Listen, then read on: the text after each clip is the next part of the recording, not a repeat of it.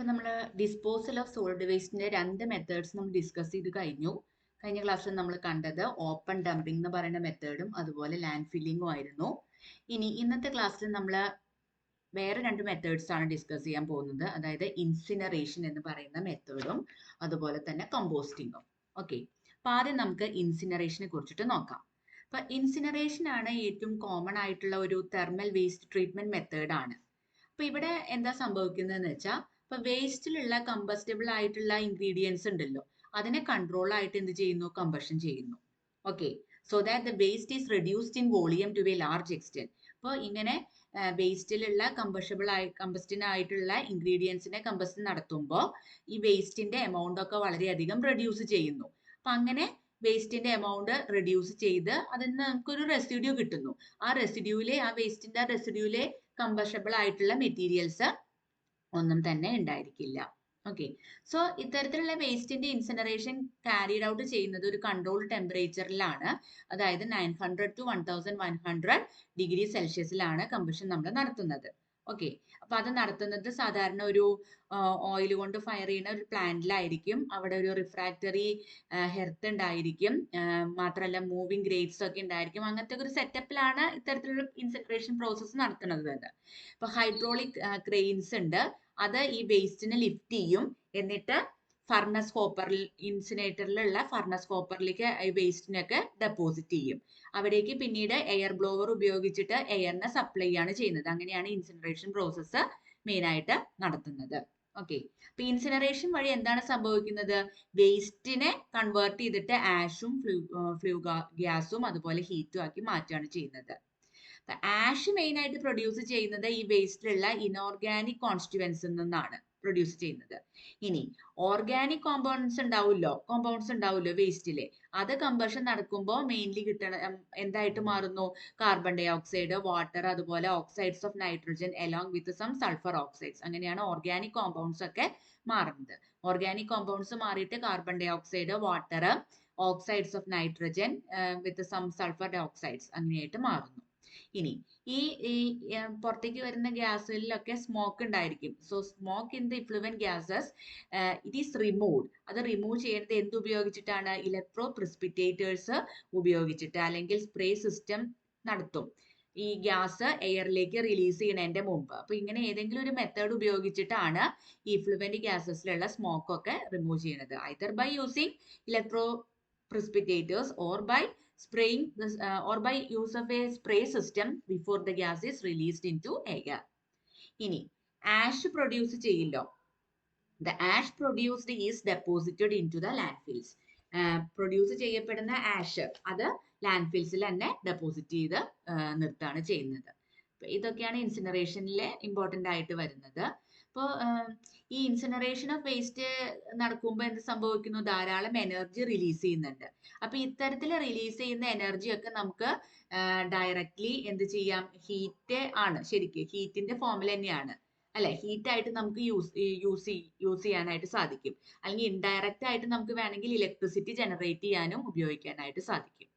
അപ്പോൾ ഇത്തരത്തിൽ incineration of waste ചെയ്യുമ്പോൾ ധാരാളം എനർജി റിലീസ് ചെയ്യുന്നുണ്ട്. അപ്പൊ അങ്ങനത്തെ എനർജി നമുക്ക് ഡയറക്ട്ലി ഹീറ്റ് ആയിട്ട് യൂസ് ചെയ്യാം, അല്ലെങ്കിൽ ഇൻഡയറക്ട്ലി ഇലക്ട്രിസിറ്റി ജനറേറ്റ് ചെയ്യാനായിട്ടും യൂസ് ചെയ്യാനായിട്ട് സാധിക്കുന്നു.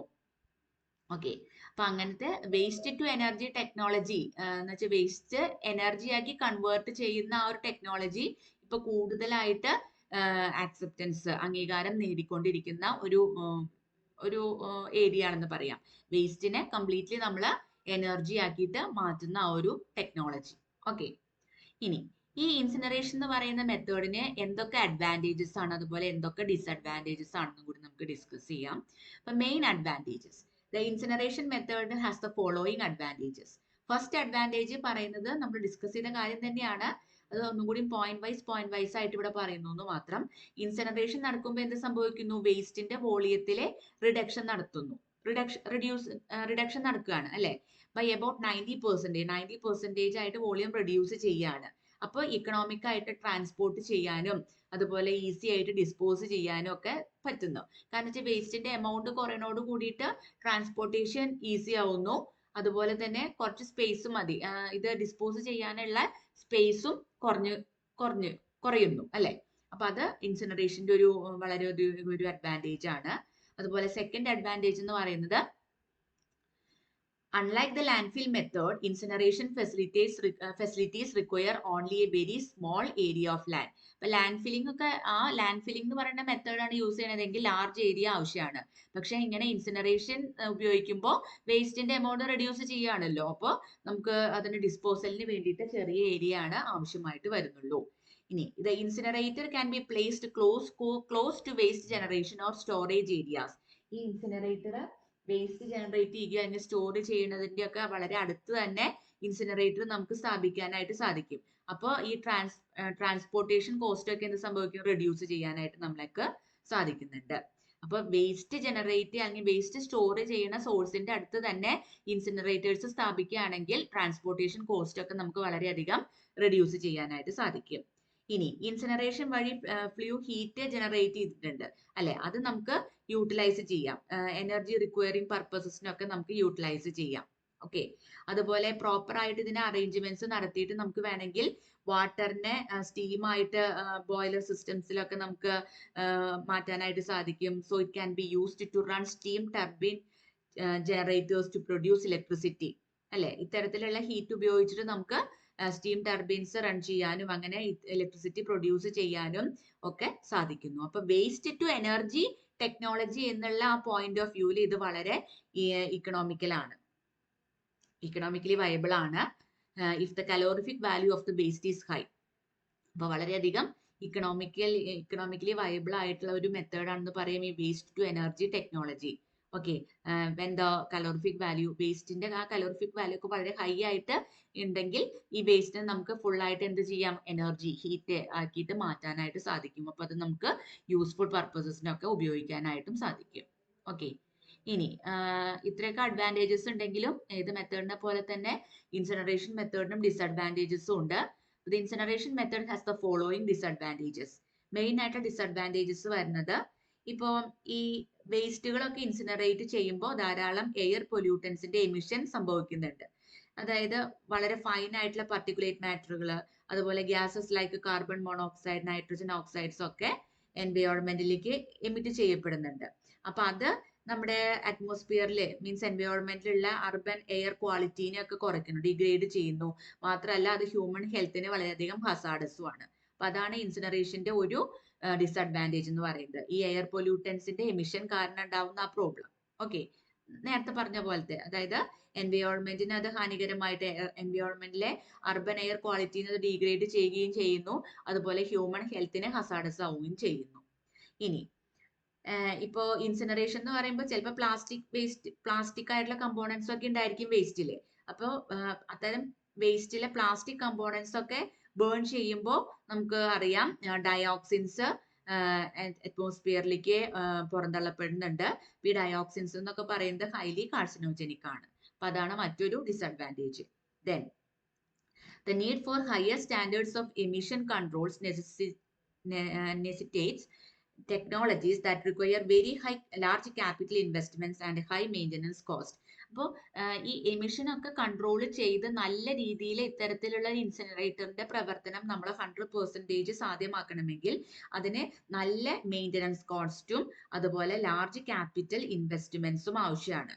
എന്നാൽ മാത്രമേ അത്രമാത്രം നല്ല രീതിയിലുള്ള ഇൻസിനറേറ്റേഴ്സ് സ്ഥാപിക്കാനും അതുവഴി നമുക്ക് വേസ്റ്റ് ഡിസ്പോസ് ചെയ്യാനും പറ്റുള്ളൂ. അപ്പൊ ക്യാപിറ്റൽ ഒക്കെ കുറച്ചിട്ടുള്ള ഇൻസിനറേറ്റേഴ്സ് ഒക്കെ ആണെങ്കിൽ there is a chance for emission of pollutants, air pollutants. So അത് എന്ന് പറയുന്നത് ഇങ്ങനെ വില കുറഞ്ഞിട്ടുള്ള അല്ലെങ്കിൽ എഫിഷ്യൻസി കുറവായിട്ടുള്ള ഇൻസിനറേറ്റേഴ്സ് സ്ഥാപിക്കുന്നത് വഴി ചിലപ്പോൾ അത് it may lead to the emission of air pollutants to the atmosphere, possessing health hazards to public.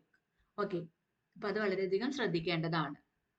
Then next എന്ന് പറയുന്നത്, ഫോർത്ത് പോയിന്റ് എന്ന് പറയുന്നത്, ഇപ്പോ വേസ്റ്റിനെ എനർജി ആക്കി മാറ്റുന്ന പ്ലാന്റ്സ് എന്ന് പറയുന്നത് അത്തരത്തിലുള്ള അത്തരത്തില് പ്രവർത്തിക്കുന്ന പ്ലാന്റ്സ് ഒക്കെ സെറ്റപ്പ് ചെയ്യണമെങ്കിൽ അതൊരു എക്സ്പെൻസീവ് ആയിട്ടുള്ള ഓപ്ഷൻ ആണ്. ഓക്കെ, അപ്പൊ വേസ്റ്റിനെ നമ്മൾ 100% അല്ലെങ്കിൽ മാക്സിമം പെർസെൻറ്റേജ് അതിനെ എനർജി ആക്കി മാറ്റുന്ന ഒരു രൂപരേഖ ഉണ്ടാക്കണമെങ്കിൽ അത് അത്യാവശ്യം കോസ്റ്റ് എക്സ്പെൻസീവ് ഒക്കെ ആയിരിക്കും. മാത്രമല്ല നല്ല സ്കിൽഡ് മാൻ പവറും അതുപോലെ ഹൈ ലെവൽ ടെക്നോളജീസ് ഉള്ള മെഷീൻസും ഒക്കെ നമുക്ക് ഉപയോഗിക്കേണ്ടതായിട്ട് വരും.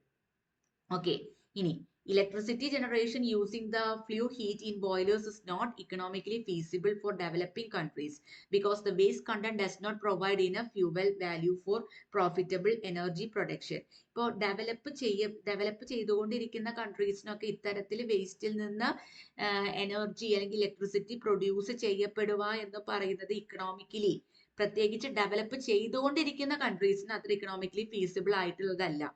ബിക്കോസ് ഇപ്പോൾ നമുക്ക് ബിക്കോസ് സച്ച് വേസ്റ്റ്, അത്തരത്തിലുള്ള വേസ്റ്റിൽ നിന്ന് നമുക്ക് ഇനഫ് ഫ്യൂവൽ വാല്യൂ നമുക്ക് ഈ പ്രോഫിറ്റബിൾ ആയിട്ടുള്ള എനർജി പ്രൊഡക്ഷന് വേണ്ടി ഉണ്ടാക്കുക എന്ന് പറയുന്നത് അത്ര എളുപ്പമുള്ള കാര്യമല്ല.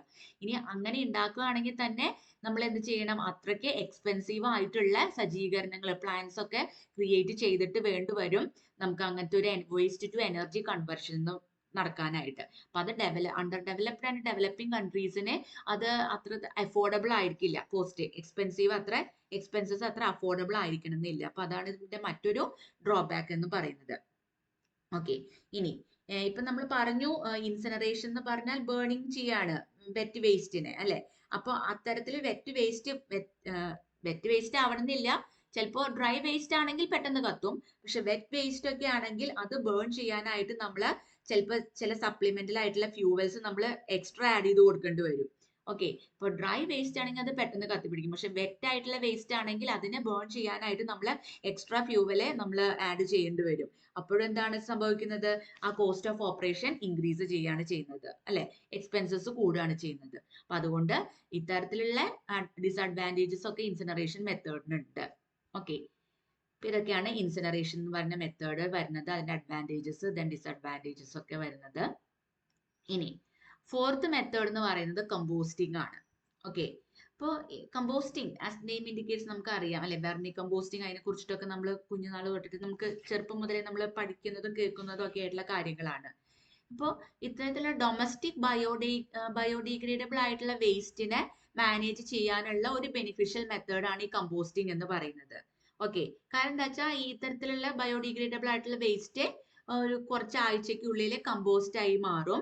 ആ കമ്പോസ്റ്റ് എന്ന് പറയുന്നത് വളരെ നല്ലൊരു പ്ലാന്റ് ന്യൂട്രിയന്റ് ആണ്. മാത്രമല്ല ഓർഗാനിക് ഫാമിങ്ങിനൊക്കെയുള്ള നല്ലൊരു ഫെർട്ടിലൈസർ കൂടിയിട്ടാണ്. ഓക്കെ, ദെൻ കമ്പോസ്റ്റിംഗ് എന്ന് പറഞ്ഞാൽ ശരിക്കും പറഞ്ഞാൽ എന്താണ്? It is the process of plant biodegradation of organic matter by microorganisms under controlled conditions either in open pits or in closed bins, അല്ലെ? അതായത് ബയോഡിഗ്രേഡബിൾ ആയിട്ടുള്ള ഓർഗാനിക് മാറ്ററിനെ മൈക്രോ ഓർഗാനിസംസ് ഓപ്പൺ പിറ്റ്സിലോ അല്ലെങ്കിൽ enclosed ആയിട്ടുള്ള ബിൻസിലോ കൺവേർട്ട് ചെയ്യാണ്. എന്താക്കി മാറ്റുന്നു? അത് ഫെർട്ടിലൈസേഴ്സോ അല്ലെങ്കിൽ കമ്പോസ്റ്റ് എന്ന് പറയുന്ന മെറ്റീരിയൽ ആക്കി മാറ്റുന്നു. And this compost is very rich as a plant nutrient and it can also be used as fertilizers, അല്ലെ? സോ ഇത്തരത്തിലുള്ള പ്രോസസ്സ് അക്കംപ്ലിഷ് ചെയ്യണമെങ്കിൽ റൈറ്റ് കണ്ടീഷൻസ് ആവശ്യമാണ്, അല്ലെ? ബാക്ടീരിയ, ഫംജൈ ഒക്കെ നമുക്ക് അവിടെ ആവശ്യമാണ്. അതാണ് ഈ ഓർഗാനിക് വേസ്റ്റിനെ എന്താക്കി മാറ്റുന്നത്? കമ്പോസ്റ്റ് ആക്കിയിട്ട് മാറ്റുന്നത്. അപ്പൊ നമ്മൾ പറഞ്ഞു രണ്ട് മെത്തേഡ്സ് ഉണ്ട്. ഓപ്പൺ പിറ്റ്സ് അല്ലെങ്കിൽ ഓപ്പൺ വിൻഡോ കമ്പോസ്റ്റിംഗ് എന്ന് പറയും. അതുപോലെ തന്നെ എൻക്ലോസ്ഡ് ബിൻസ് ആയിരിക്കും ചിലപ്പോൾ ഉപയോഗിക്കുന്നത്, അല്ലെങ്കിൽ close cell composting or in vessel composting എന്ന് അതിനെ പറയും. അപ്പോൾ ഓപ്പൺ വിൻഡോ കമ്പോസ്റ്റിംഗ് എന്ന് പറഞ്ഞാൽ അത് റിലേറ്റീവ്ലി ഓപ്പൺ ആയിട്ട് വെക്കുകയാണ്, അല്ലെ? അത് ലാർജ് ലാൻഡ് ഏരിയാസ് ആവശ്യമാണ്. ഓക്കെ, അങ്ങനെ ആ വേസ്റ്റ് നമുക്ക് കളക്ട് ചെയ്യുന്ന വേസ്റ്റിനെ നമ്മൾ ടേൺ ചെയ്ത് മിക്സ് ചെയ്ത് എല്ലാ ദിവസവും മിക്സ് ചെയ്യണം. The waste has to be turned or mixed every few days. കുറച്ച് ദിവസം കൂടുമ്പോൾ മിക്സ് ചെയ്യണം. ഓക്കെ, ഇപ്പോൾ ഓപ്പൺ വിൻഡോ കമ്പോസ്റ്റിംഗ് ആണ് നടക്കുന്നതെങ്കിൽ. ഇനി എൻക്ലോസ്ഡ് മെക്കാനിക്കൽ കമ്പോസ്റ്റിംഗ് ആണെങ്കിൽ employs one or more closed tanks ആണ് അതിന് ഉപയോഗിക്കുന്നത്. ക്ലോസ് ചെയ്ത ടാങ്ക്സ് അല്ലെങ്കിൽ ഡൈജസ്റ്റേഴ്സ് ഒക്കെ ആയിരിക്കും. അതിൻ്റെ ഉള്ളിൽ റൊട്ടേറ്റിംഗ് ആയിട്ടുള്ള വെയിൻസ് ഉണ്ടാവും. അതാണ് മിക്സ് ചെയ്യുക. എന്നിട്ട് അതിൻ്റെ ഉള്ളിലേക്ക് എയറേറ്റ് ചെയ്തിട്ട് വേസ്റ്റിനെ ഷ്രെഡ് ചെയ്തിട്ട് കമ്പോസ്റ്റ് ആക്കി മാറ്റുകയാണ് അവിടെ ചെയ്യുന്നത്. അപ്പൊ ഈ രണ്ട് കേസ് ആണെങ്കിലും കിട്ടുന്ന പ്രോഡക്റ്റ് എന്ന് പറയുന്നത് ഫൈബർ റിച്ചും അതുപോലെ കാർബൺ കണ്ടെയ്നിങ് ആയിട്ടുള്ള ഹ്യൂമസ് ആണ്. അതിൽ ധാരാളം ഇനോർഗാനിക് പ്ലാന്റ് ന്യൂട്രിയൻസ് ഉണ്ടായിരിക്കും, like nitrogen, phosphorus and potassium. Okay, അങ്ങനെ ഈ കമ്പോസ്റ്റ് നമ്മൾ ഇടയ്ക്കിടയ്ക്ക് പീരിയോഡിക്കലി കുറച്ച് ഒരു ഫ്യൂ വീക്സ് ചെല്ലുന്തോറും നമ്മൾ ഈ കമ്പോസ്റ്റിനെ റിമൂവ് ചെയ്യണം. അങ്ങനെ അങ്ങനെ കിട്ടുന്ന കമ്പോസ്റ്റ് നമുക്ക് എന്ത് ചെയ്യാം, ഫെർട്ടിലൈസർ ആയിട്ട് യൂസ് ചെയ്യാനായിട്ട് സാധിക്കും. ഓക്കെ, ദെൻ എനേറോബിക് കമ്പോസ്റ്റിംഗ് ഉണ്ട്. എനേറോബിക് കമ്പോസ്റ്റിംഗ് എന്ന് പറഞ്ഞാൽ നമുക്കറിയാം decomposition of the organic matter അവിടെ ഒക്കർ ചെയ്യുന്നത് in the absence of oxygen ആണ്, അല്ലെ? അല്ലെങ്കിൽ ഒരു ലിമിറ്റഡ് സപ്ലൈ മാത്രമേ ഉണ്ടാവുള്ളൂ എന്ന് പറയാം. അല്ലെങ്കിൽ ഓക്സിജൻ ഐദർ ആബ്സെന്റ് ആയിരിക്കും ഓർ ലിമിറ്റഡ് സപ്ലൈ മാത്രമേ ഉണ്ടാവുള്ളൂ. ഇനി എയറോബിക് കമ്പോസ്റ്റിംഗ് ആണെങ്കിലോ നമുക്കറിയാം അവിടെ ആംബിൾ ഓക്സിജൻ പ്രസൻസ് വളരെയധികം അത്യാവശ്യമാണ്. അതാണ് എയറോബിക് കമ്പോസ്റ്റിംഗ് എന്ന് പറയുന്നത്. ഇനി എയറോബിക് കമ്പോസ്റ്റിംഗ് ആണെങ്കിൽ പ്രോസസ്സിംഗ് ടൈം ഒക്കെ ഷോർട്ടർ ആയിരിക്കും and methane emissions to environment are avoided. കുറച്ചും കൂടി നല്ലത് എയറോബിക് കമ്പോസ്റ്റിംഗ് ആണ്. അത് കുറച്ച് സമയം കൊണ്ട് കംപ്ലീറ്റ് ആവുകയും ചെയ്യും. അതുപോലെ ഈ എൻവയോൺമെന്റിലേക്കുള്ള മീഥെയിന്റെ എമിഷൻ ഒന്നും അവിടെ നടക്കണില്ല, എയറോബിക് കമ്പോസ്റ്റിംഗിൽ കാര്യമായിട്ട് നടക്കുന്നില്ല. Okay, then composting objectives can also be achieved through the incorporation of enzymatic degradation of organic materials as they pass through the digestive system of earthworms. അപ്പൊ നമുക്ക് ഇത്തരത്തിലുള്ള കമ്പോസ്റ്റിംഗ് നമുക്ക് നടത്താനായിട്ട് ഇപ്പോ എർത്ത് വേംസ് യൂസ് ചെയ്യുന്നുണ്ട്, അല്ലെ? അപ്പോൾ അവിടെ എന്താ സംഭവിക്കുന്നത്, ഇതിനെ മണ്ണിരകൾ ഇടുമ്പോൾ അതിന്റെ എൻസൈമാറ്റിക് ഡീഗ്രഡേഷൻ നടക്കുകയാണ്. അത് നടത്തുകയാണ് ഈ ഓർഗാനിക് മെറ്റീരിയൽസിന്റെ, ഇതിന്റെ മണ്ണിരയുടെ ഡൈജസ്റ്റീവ് സിസ്റ്റത്തിൽ കൂടെ പോകുമ്പോൾ ഇത്തരം ഓർഗാനിക് മെറ്റീരിയൽസിന് എൻസൈമാറ്റിക് ഡീഗ്രഡേഷൻ നടക്കുകയാണ്. അപ്പൊ ഇതിനെയാണ് വെർമി കമ്പോസ്റ്റിംഗ് പറയുന്നത്. Because we are using earth worms, അതിനാണ് വെർമി കമ്പോസ്റ്റിംഗ് എന്ന് പറയുന്നത്. അത് ശരിക്കും പറഞ്ഞാൽ നാച്ചുറൽ ആയിട്ടുള്ള ഡീകമ്പോസിഷൻ ഓഫ് വേസ്റ്റ് മെറ്റീരിയൽസ് പോലെ തന്നെയാണ് നടക്കുന്നത്. ബൈ മൈക്രോ ഓർഗാനിസംസ് ആണ് സാധാരണ കേസിൽ നടക്കുന്നത്. വെർമി കമ്പോസ്റ്റിംഗ് ആണെങ്കിൽ എർത്ത് വേംസ് ഉപയോഗിച്ചിട്ടാണ് നടക്കുന്നത് എന്ന് മാത്രം. ഏകദേശം മെത്തേഡൊക്കെ ഏകദേശം ഒരുപോലെ തന്നെയാണ്. എർത്ത് വേംസിലാവുമ്പോൾ അതിന്റെ ഡൈജസ്റ്റ് സിസ്റ്റത്തിലുള്ള എൻസൈംസ് ഈ ഓർഗാനിക് മെറ്റീരിയൽസിനെ ഡീകമ്പോസ് ചെയ്യാണ് ചെയ്യുന്നത്. ഇനി ഈ വേസ്റ്റിന്റെ ഒക്കെ വെർമി കമ്പോസ്റ്റിംഗ് സാധാരണ ഒരു പിറ്റിൽ വെച്ചിട്ടാണ് നടക്കുക. ആ പിറ്റിനെ ലൈൻ ചെയ്തിട്ട് ഡ്രൈഡ് ലീവ്സോ അല്ലെങ്കിൽ ഗ്രാസോ ഒക്കെ ഉണ്ടായിരിക്കും. എന്നിട്ട് അതിലേക്ക് കുറെ എർത്ത് വേംസിനെ ഇൻട്രൊഡ്യൂസ് ചെയ്യാണ് ചെയ്യുന്നത് മോയിസ്റ്റ് കണ്ടീഷൻസിൽ.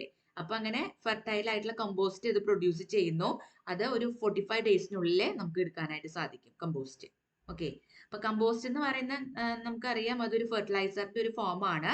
അത് പ്ലാന്റ്സിന് ആവശ്യമുള്ള എസെൻഷ്യൽ എലമെന്റ്സിനൊക്കെ അത് തരുന്നുണ്ട്, സപ്ലൈ ചെയ്യുന്നുണ്ട്.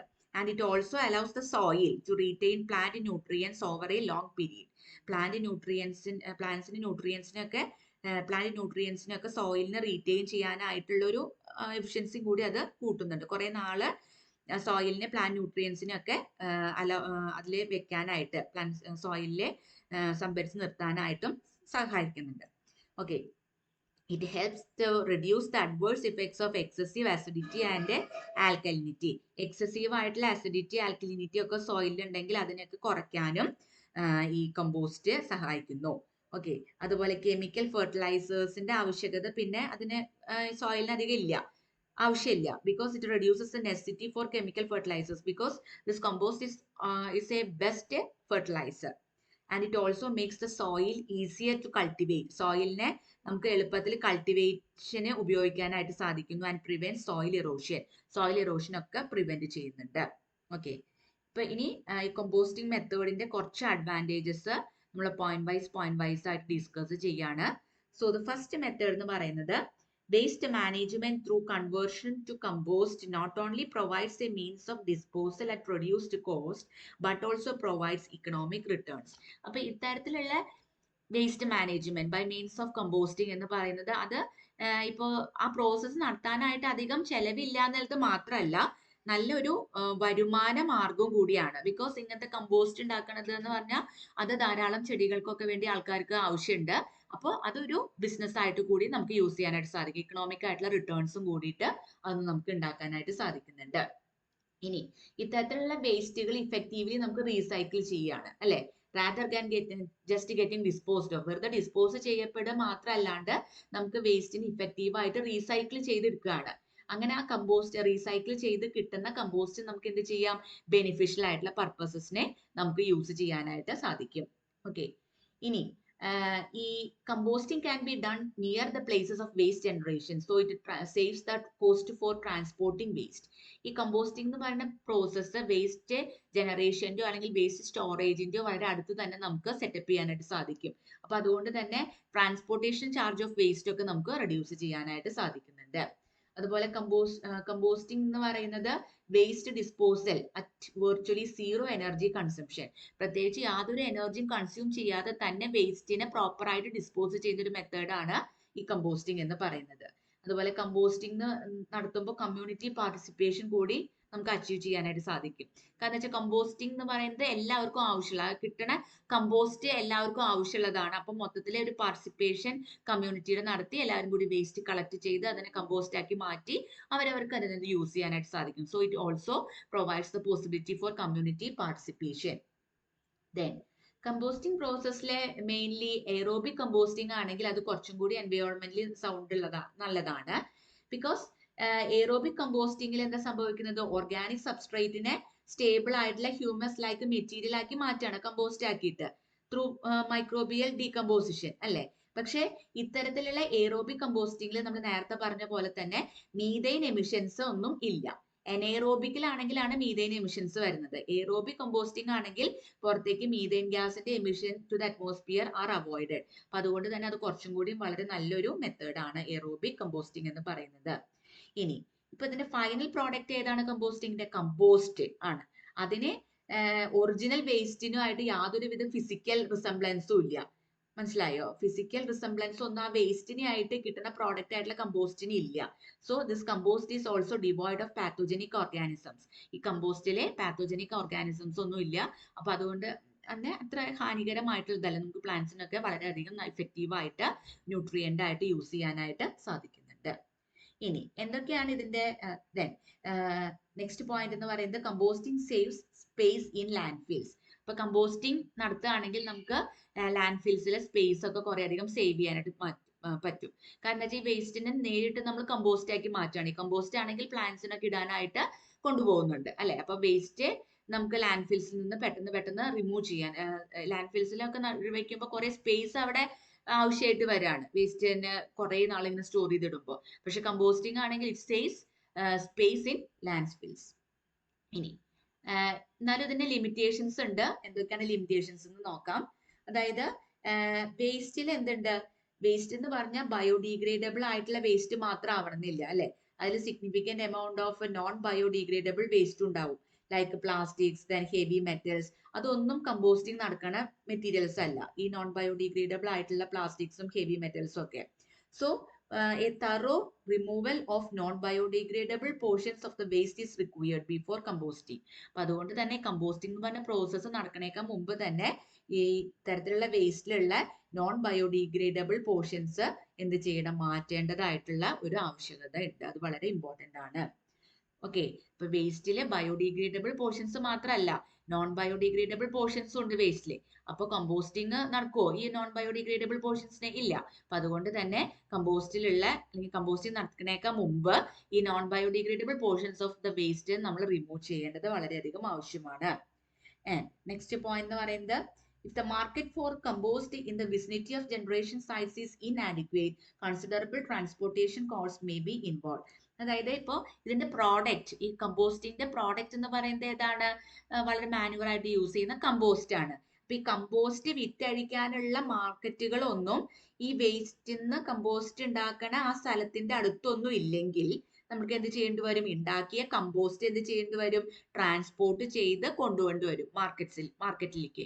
അവിടെയാണ് അത് വിറ്റഴിക്കാനായിട്ട് സാധിക്കുള്ളൂ. അപ്പൊ അങ്ങനത്തെ ചാൻസ് വരുമ്പോൾ, അങ്ങനത്തെ കാര്യങ്ങൾ വരുമ്പോൾ ട്രാൻസ്പോർട്ടേഷൻ ചാർജ് ഓഫ് ദി കമ്പോസ്റ്റും അവിടെ ഇൻവോൾവ് ആണ്. ഓക്കെ, അപ്പൊ അതുകൊണ്ട് അത് ട്രാൻസ്പോർട്ടേഷൻ കോസ്റ്റും അവിടെ ആവശ്യമായിട്ട് വരുന്നുണ്ട്. അപ്പൊ അത് രണ്ടാണ് മെയിൻ ആയിട്ടുള്ള ലിമിറ്റേഷൻസ് ആയിട്ട് വരുന്നത്. പിന്നെ നമ്മൾ രണ്ട് മെത്തേഡ്സ് ആണ് കണ്ടത്. ഒന്ന് നമ്മൾ ഇൻസിനറേഷൻ കണ്ടു, ഇനി നെക്സ്റ്റ് നമ്മൾ കണ്ടത് കമ്പോസ്റ്റിംഗ് എന്ന് പറയുന്ന മെത്തേഡാണ് കണ്ടത്. ഓക്കെ.